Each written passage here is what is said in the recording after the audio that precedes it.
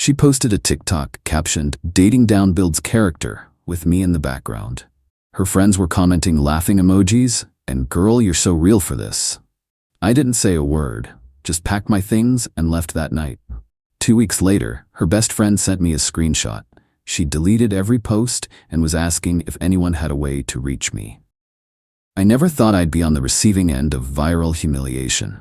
But social media has a way of turning private moments into public spectacles, and relationships into content.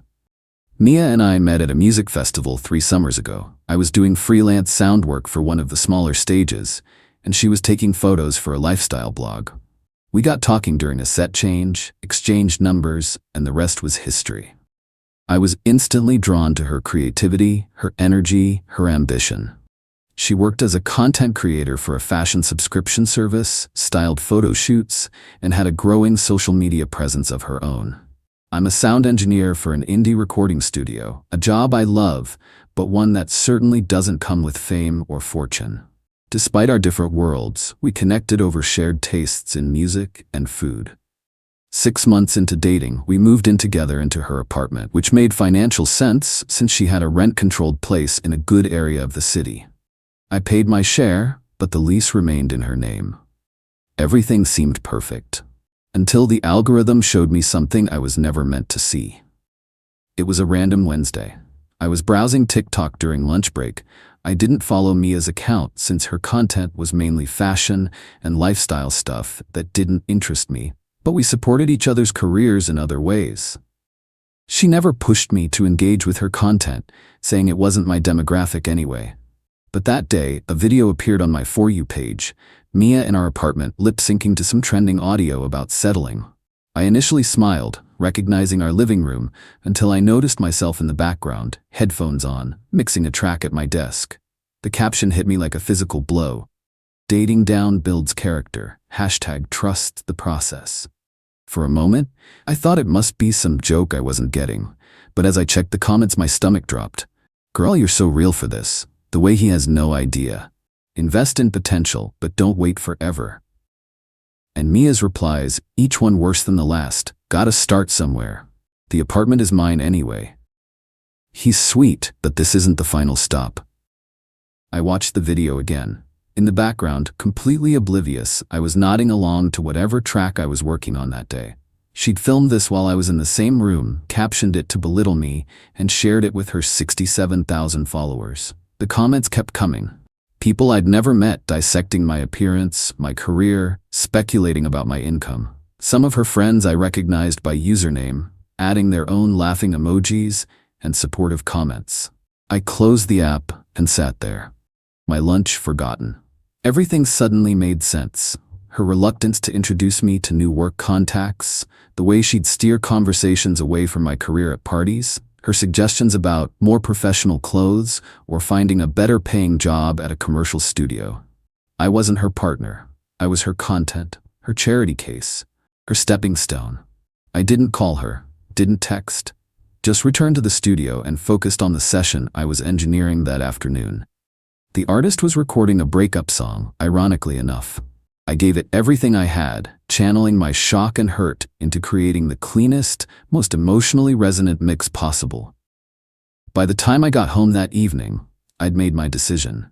Mia was filming something in the living room, her ring light creating that perfect glow she carefully cultivated.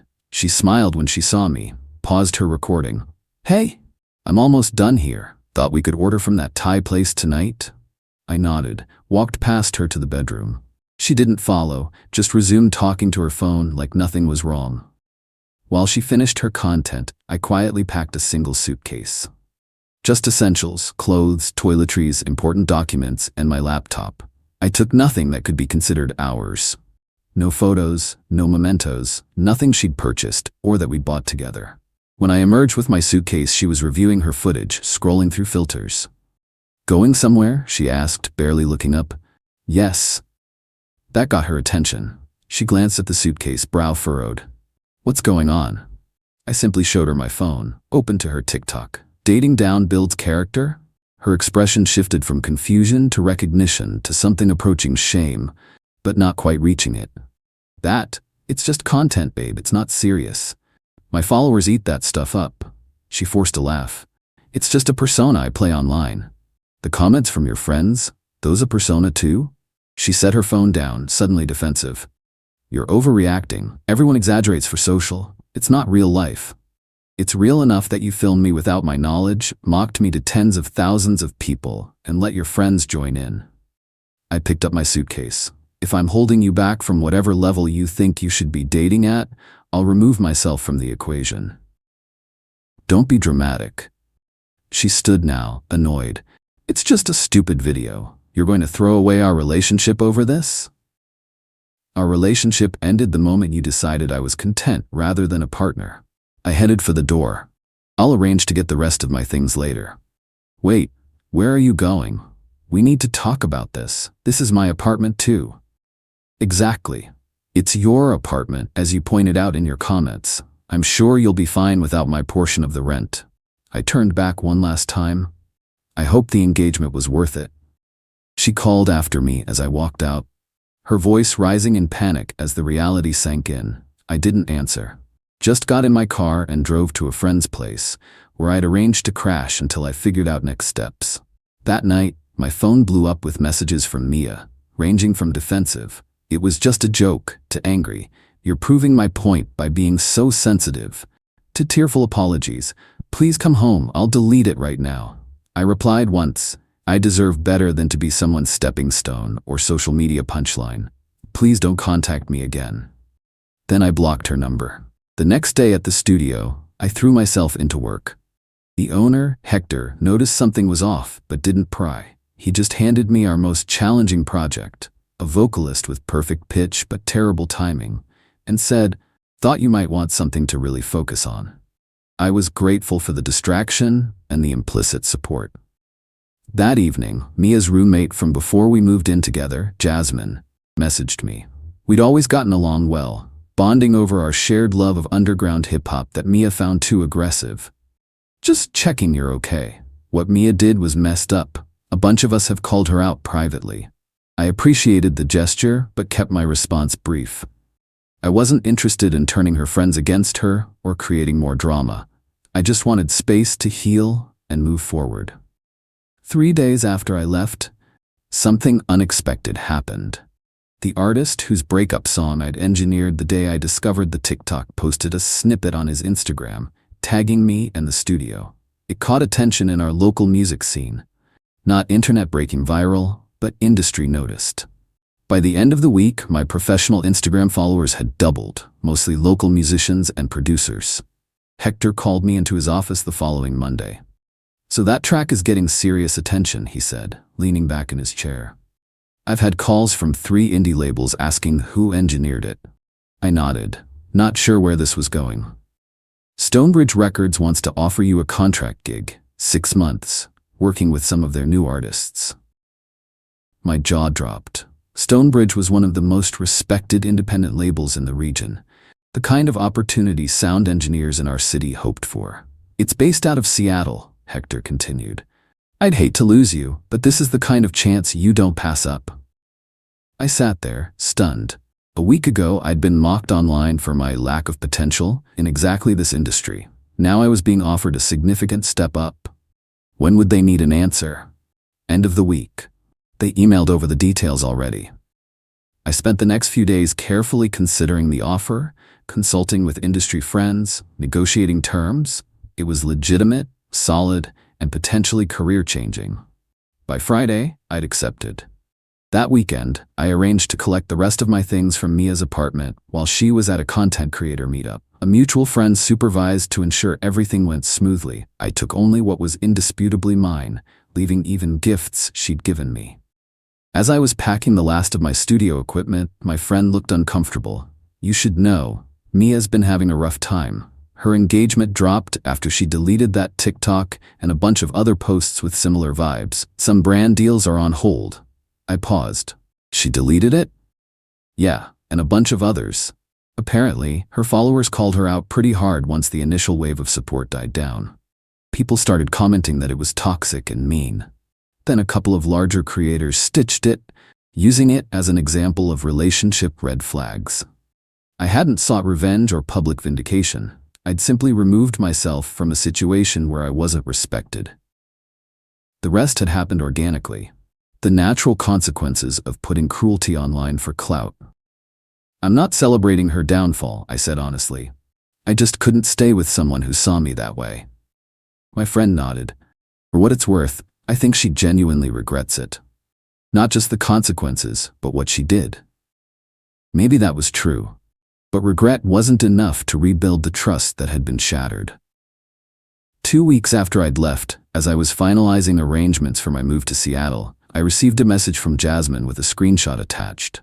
It was Mia's private Instagram story, a black background with white text reading, "Does anyone have a current way to contact Ray? It's important." Jasmine's message said, "Thought you should know she's looking for you. She found out about the Stonebridge deal from someone at the studio and has been telling everyone how she always believed in your potential. Just a heads up in case she finds a way to reach out."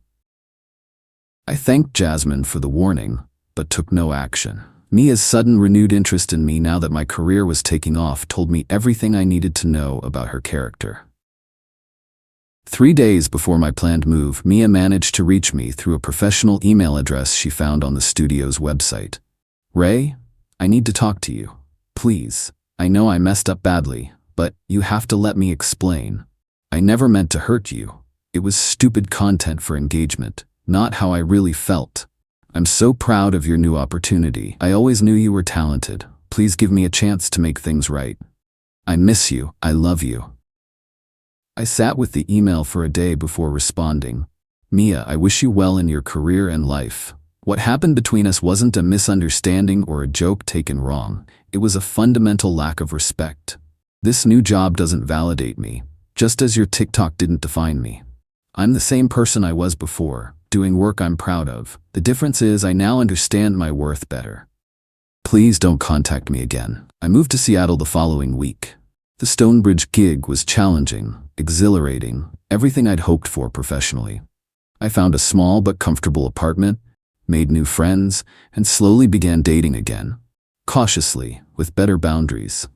6 months later, when my contract was extended and then made permanent, I allowed myself to reflect on how dramatically my life had changed because of a single TikTok. Occasionally, I'd hear updates about Mia through mutual connections. She'd pivoted her content toward authentic relationships and personal growth, posting apology videos and speaking about toxic internet culture, ironically gaining more followers than she'd had before. She never named me or referenced the specific incident, but those who knew, knew. Recently, I engineered a track that's getting solid radio play in the Pacific Northwest. During a brief interview with a local music blog about the project, the writer asked if there was a defining moment in my career journey. There was a point where I had to decide what I valued more, external validation or internal integrity, I answered.